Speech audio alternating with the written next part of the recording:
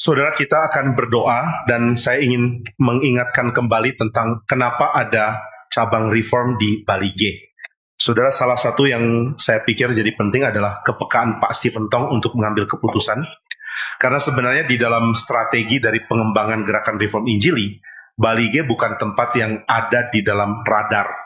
Karena kita sebenarnya lebih menyasar ibu-ibu kota provinsi. Ada beberapa ibu kota provinsi yang belum mendapatkan kesempatan ada cabang. Salah satunya itu Palangkaraya dan beberapa tempat lain yang sebenarnya sangat perlu untuk dikuatkan kembali. Ada Palu yang juga sedang dirintis oleh Bandung dan ada beberapa tempat lain yang juga sedang dirintis. Tapi Pak Stephen Tong selalu membiarkan kalau ada gerakan yang di luar jalur utama. Misalnya ada kelompok orang mau berbagian menjadi bagian dari reform di Magelang.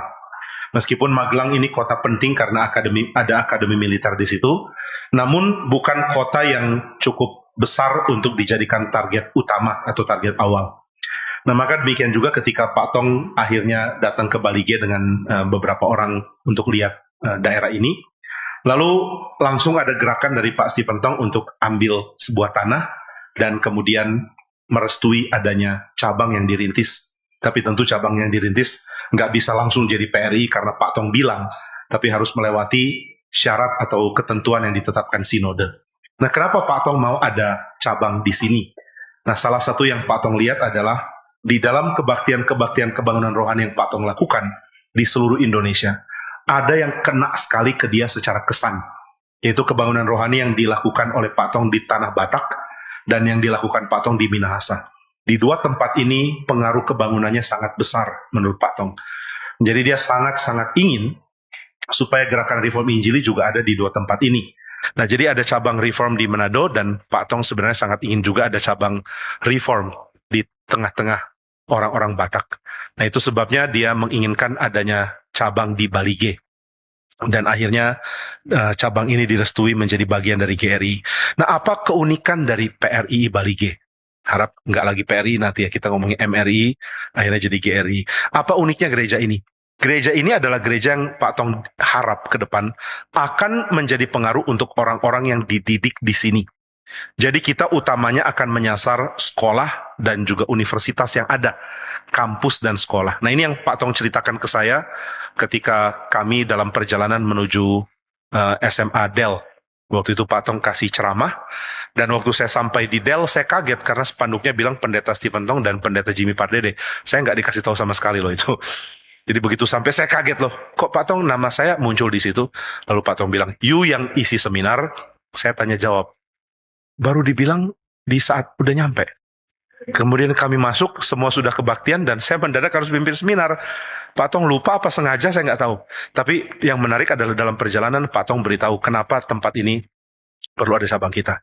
Kenapa? Supaya orang-orang yang kuliah di sini atau sekolah di sini sempat mendapatkan ajaran reform dalam waktu yang singkat. Setelah itu mereka bisa kembali atau bisa pergi ke tempat lain dan mempengaruhi tempat lain. Nah, ternyata ini desainnya. Ini bukan berarti kalau bukan mahasiswa atau siswa kita usir, bukan ya. Di sini banyak yang bukan mahasiswa dan bukan siswa. Tapi saudara yang lebih senior, saudara adalah orang-orang yang lebih stabil untuk menjadi pengurus, menjadi aktivis, menangani PRII Bali G. Karena kalau nggak ada saudara, nggak mungkin PRI ini bisa berjalan. Perlu ada pengurus, dan pengurus nggak mungkin dari mahasiswa dan siswa. Nah, kalau begitu yang kita layani siapa? Yang kita layani adalah orang-orang yang cuma sementara bisa dapat teologi reform di sini. Jadi perputarannya akan besar. Ini yang Pak Tong sudah duga. Jadi jemaat PRI Bali G itu akan ada banyak datang ke depannya ya, dari siswa atau mahasiswa. Setelah itu mereka lulus, mereka tidak lagi bergereja di tempat kita. Nah, terus bagaimana dong ya kalau begitu? Mesti pikir strategi pelayanan yang membuat seluruh pengertian kerangka dasar masuk ke mereka di dalam waktu yang singkat. Jadi nggak ada waktu untuk panjang gitu ya. Ayo kita mulai dari dasar dulu, pelan-pelan bahas ini, nanti bahas ini, bahas ini. Agak terlambat karena waktunya nggak banyak untuk mereka. Nah, maka kemarin ketika HUT, kita melihat ada banyak anak-anak muda datang dan mereka mungkin nggak bisa sering datang. Orang-orang inilah yang menjadi target pelayanan di PRI Bali G. Nah, jadi saudara, biarlah kita juga terus doakan untuk pelayanan ke siswa, ke mahasiswa, sambil juga terus berharap Tuhan tambahkan orang-orang yang terbeban, meskipun bukan siswa dan mahasiswa, untuk menjadi pengurus juga di tempat ini, untuk menjadi orang yang bertumbuh di dalam anugerah Tuhan. Nah, setiap cabang punya keunikan, Meskipun keunikan itu nggak boleh meniadakan yang lain. Kalau kita fokus ke pemuda, mahasiswa, pelajar, apakah ini berarti kita tidak ada pelayanan bagi yang dewasa? Nggak boleh. Semua orang harus dilayani di sini. Tapi Pak Tong mengingatkan, ke depan mereka lah yang akan kita harap kita bisa jangkau. Nah itu sebabnya Pak Tong bahkan berani untuk ambil tanah, lalu langsung todong orang-orang yang ada, suruh janji iman. Yuk, mau kasih berapa M? Langsung dikasih bilang kasih berapa M. Jadi mereka terpaksa, bukan terpaksa lah ya, rela untuk dipaksa, maksudnya rela untuk dipaksa untuk berbagian dalam persembahan. Nah saudara, doakan supaya yang dilihat oleh Pak Tong ini bisa benar-benar terjadi. Gereja kita akan penuh dengan orang-orang muda yang dapat kesempatan mengerti teologi reform. Saudara, sebenarnya kita tinggal perlu ada klik, karena kalau ini udah terjadi, maka banyak orang bisa bergereja di tempat ini. Di GRI Malang itu pernah ada klik di mana orang-orang saat berbondong-bondong ke GRI Malang untuk ibadah. Mereka kuliahnya di saat, dan setelah selesai dari saat, mereka akan pergi diutus ke gereja-gereja lain. Tapi mereka dapat kesempatan dengar teologi di GRI Malang. Nah, saya bersyukur karena waktu saya ada di sana juga ada cukup banyak mahasiswa saat yang kebaktian di situ. Dan setelah itu mereka diutus pergi ke tempat lain. Ada yang sudah jadi hamba Tuhan yang sangat dipakai Tuhan. Ada yang sudah dapat gelar doktor dari Belanda, dan sekarang melayani di Australia. Dia kirim message ke saya lewat Facebook dan mengatakan, doakan Pak, saya sudah mau dipendetakan. Saya kaget. Dulu ini mahasiswa culun yang tiap minggu datang ke kebaktian di mana saya yang berkhotbah. Sekarang dia sudah jadi doktor dan sudah mau dipendetakan di gereja internasional di Australia. Nah, orang-orang ini dijangkau di Malang. Maka Pak Tong juga mau bikin di Malang itu gerejanya besar. Lalu ada yang tanya, ini gereja sebesar ini untuk apa? Jemaat di Malang nggak banyak. Penduduk Malang itu sudah punya gereja masing-masing. Nggak bisa ditarik ke GRI. Tapi Pak Tong bilang, berapa banyak sekolah teologi di sini? Berapa banyak kampus di sini? Jangkaulah mereka.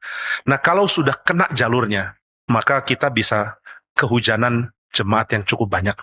Bayangkan kalau entah bagaimana caranya, saya juga nggak tahu gimana. Tiba-tiba pimpinan dari universitas yang ada di sini, atau pimpinan dari sekolah berasrama yang ada di sini, mendadak tergerak karena entah dengar YouTube-nya Pak Tong, lalu mengatakan, siswa saya diwajibkan kebaktian di GRI, atau siswa saya akan diajak ke GRI. Maka tiap minggu kita akan kehadiran banyak sekali orang. Jadi Bali G ini punya potensi mendadak jadi banyak orang. Nah Tuhan sudah tunjukkan itu ya, tiap kali kita adakan Natal, yang datang bisa 800, bisa 900, bahkan bisa 1000. Ketika saya share ke Pak Sani ini mau sekadar beri kabar, di Bali G Natal dihadiri 1000 sekian orang. Dia kaget. Jemaat setiap minggu yang datang berapa? 40, 50. Kok Natalnya bisa sebanyak ini? Ya karena memang yang harusnya dijangkau orang-orang ini, tapi mereka belum rutin kebaktian di tempat kita. Nah, jadi mari doakan ya supaya yang dilihat Pak Tong benar terjadi, dan kita siap melakukan itu. Pelayanan untuk semua usia harus ada, tapi kadang-kadang Tuhan suruh kita fokus kepada kelompok tertentu, mari kita bersiap melakukannya.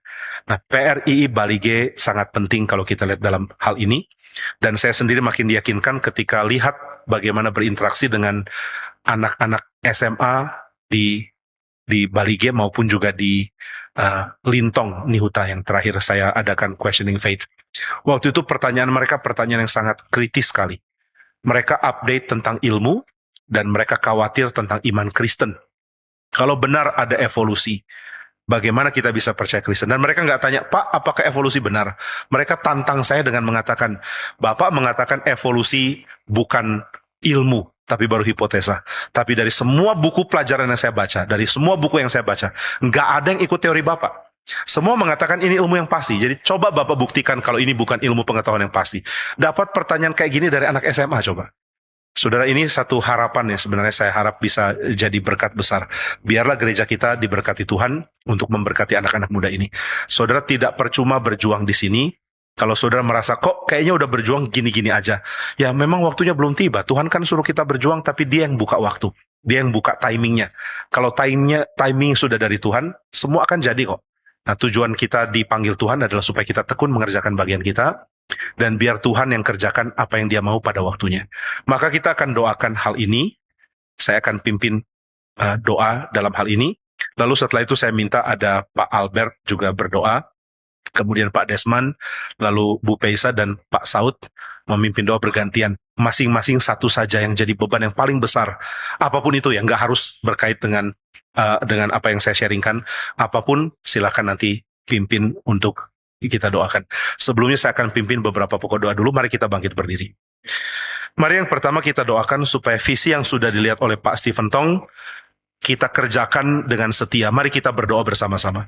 Bapa di surga, kami mohon supaya visi yang sudah dilihat oleh hamba-Mu, Pak Stephen Tong, dapat kami lanjutkan melalui pekerjaan yang kami kerjakan di tempat ini. PRI Balige adalah bagian penting dari gerakan Reform Injili. Meskipun kami belum melihat pentingnya, karena kami belum bisa menjangkau secara tetap banyak orang. Tapi kami tahu suatu saat Tuhan akan bukakan kepada kami bahwa Tuhan berniat mengerjakan banyak hal penting di sini. Ada banyak sekolah, universitas, asrama, sekolah teologi, SMA yang sebenarnya sangat perlu firman. Dan Tuhan menempatkan PRI Balige di sini. Tuhan, kami sangat tertatih-tatih karena belum ada hamba Tuhan yang menetap, dan hamba Tuhan yang dikirim kadang-kadang jadwalnya harus bentur dengan begitu banyak pelayanan di tempat lain. Sehingga kami benar mengalami kesulitan di dalam banyak hal. Tapi kami percaya Tuhan yang akan topang kami. Maka biarlah kami menjalankan bagian kami untuk melayani Tuhan, dan Tuhan kuatkan kami terus untuk menjalankannya dengan setia. Kiranya Tuhan tolong kami, berkati kami, dan pimpin kami senantiasa. Dalam nama Tuhan Yesus kami berdoa. Amin. Kita doakan supaya setiap hamba Tuhan yang berkhotbah dari mimbar ini mempersiapkan diri sedemikian sehingga dapat memberi makan setiap jemaat yang hadir. Mari kita berdoa. Tuhan, tolonglah untuk setiap hamba-Mu yang sangat lemah dan terbatas. Ketika para hamba-Mu harus berdiri dan menyampaikan firman, kiranya Tuhan berbelas kasihan, memberikan firman yang limpah, memberikan persiapan yang cukup, dan memberikan cara berpikir yang baik untuk ditawarkan kepada seluruh jemaat. Kiranya Tuhan yang tolong dan sertai. Biarlah Tuhan yang rela pimpin setiap hamba-Mu yang berkhotbah di sini. Kami bersyukur untuk Pendeta Rudi. Kami bersyukur untuk Vikaris Adam. Kami bersyukur untuk Pak Judika. Kami bersyukur untuk Vikaris Lita, untuk Vikaris Krisi, dan setiap hamba Tuhan yang Tuhan panggil untuk berkhotbah di tempat ini. Kiranya Tuhan yang rela tolong dan berkati, supaya tempat kami menjadi tempat di mana firman mempertumbuhkan banyak orang. Dalam nama Tuhan Yesus kami berdoa. Amin. Pak Tong menginginkan PRI Balige akan berkembang menjadi Reform Injili Center. Center dari Reform Injili bagi orang-orang Batak. Ini cita-cita sangat besar dan mungkin terjadi di dalam waktu yang tidak sebentar, tapi masih akan lama. Tapi kita berharap kita boleh berbagian merintisnya. Mari kita berdoa untuk pengharapan bahwa teologi Reform Injili bagi orang-orang Batak dapat dimulai oleh PRI Balige. Mari kita berdoa. Bapa di surga, kami berdoa supaya teologi Reform Injili bagi orang-orang Batak dapat terjadi. Banyak orang dipengaruhi oleh pengertian dari kitab suci, dan kami mohon PRI Balige menjadi titik awal untuk pelayanan ini. Kami mohon kami diizinkan berbagian, meskipun kami masih awal. Kami mohon supaya Tuhan izinkan kami merintis apa yang menjadi visi ke depan. Biarlah orang-orang dari daerah sekitar kami, baik itu yang di Toba, di Samosir, di Humbang, di daerah lain, di daerah-daerah Sibolga, daerah-daerah Sidikalang, dan tempat-tempat lain. Semua bisa mengenal teologi Reform Injili, dan kami mohon biarlah kami boleh memulainya. Apa yang kami bisa lakukan kami tidak tahu. Kami mengadakan kebaktian, ada cabang gereja yang berbakti tiap minggu, mungkin dengan literatur, dengan siaran, atau apapun. Kami mohon Tuhan izinkan kami merintis teologi Reform Injili bagi orang-orang Batak. Kiranya Tuhan tolong kami, biarlah apa yang hamba Tuhan, yaitu Pak Stephen Tong sudah lihat, boleh mulai terjadi. Dalam nama Tuhan Yesus kami berdoa. Amin.